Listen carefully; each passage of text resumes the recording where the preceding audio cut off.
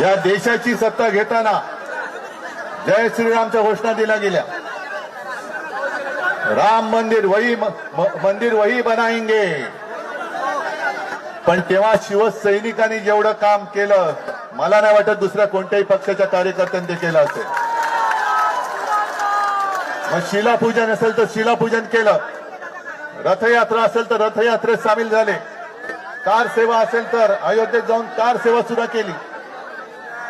अनेक कारसेवकांनी रक्त सांडलं, अनेकांचे जीव गेले, आणि त्याच्यानंतर जे घडलं, जे मुंबई शहराने भोगलं, असं क्वचित एखाद्या शहराने भोगलं असेल।